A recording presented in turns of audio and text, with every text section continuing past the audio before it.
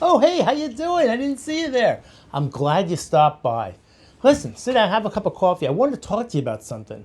I remember that wonderful story you were telling me.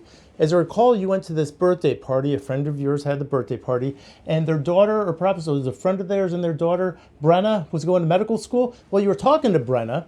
Wonderful. Going to medical school is, a wonderful thing. And you told her that you had a lot of respect for physicians, but you sometimes wondered, as they're studying all their chemistry and biology and learning about diseases, do they understand about the cumulative effect of the probability of seeing someone with a rare disease? And so Brenda said, well, I'm not sure what you're talking about. So you said, well, the likelihood of, physicians seeing a person with a rare disease would be, of course, rare, but the cumulative effect of all kinds of rare diseases over, a practice of 10, 20, 30 years would probably be quite substantial. And so she kind of questioned what you were saying. So you said, well, you told her, well, look at this flyer here.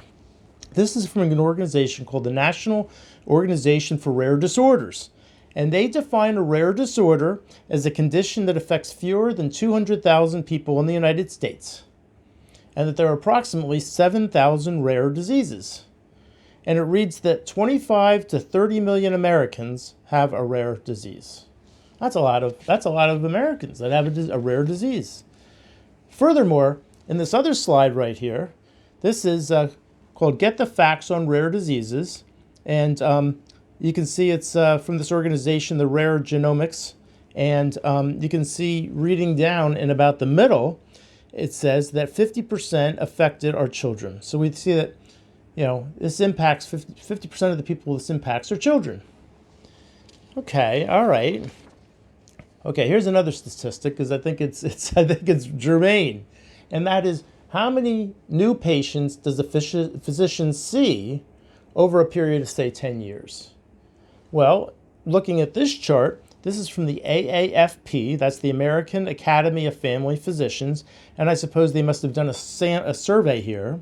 And according to this survey that they conducted of all respondents here, that they see 61 office visits a week on a weekly basis. Now, I don't know how many are new patients, but I don't think it's unreasonable to suggest that perhaps 5% may be new patients.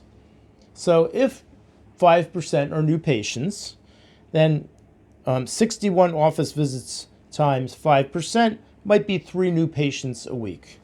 And if we assume that a physician works, say, 48 weeks a year, they need to take vacation, then that mathematically would come out to 144 new patients a year. Now, look at this spreadsheet. You told me, look at this spreadsheet that you would put together. So in this spreadsheet, we say that 25 to 30 million Americans have a rare disease, and 50% are children.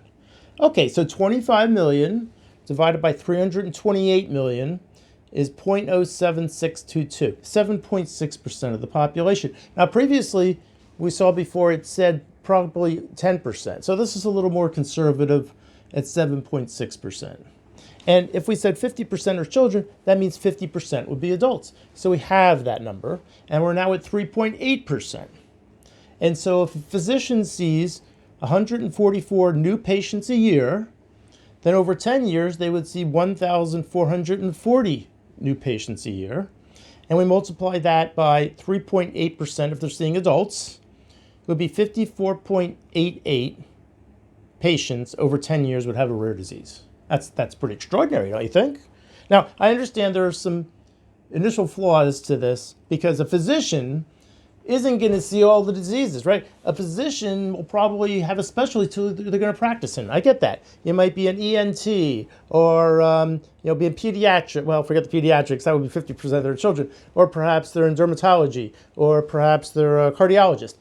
But they would probably see specialties of rare disease that are in that particular specialty. And I would argue that even though you're seeing only people with a specialty, a rare disease in that specialty, I would argue that the percentage would be much greater because they're seeing a person in front of them that has symptoms, that has discomfort, that has pain, that is written up, that they feel that. They're going to be much more likely to have a rare disease than somebody off the street. These 7% and these 3% are of the entire population, not a population of people that are coming to see a doctor because they're in discomfort, right? So that's kind of where I think the numbers are still valid. Maybe not exactly, but still valid. And okay, perhaps 55 patients over 10 years, perhaps in your particular specialty might be a little bit high.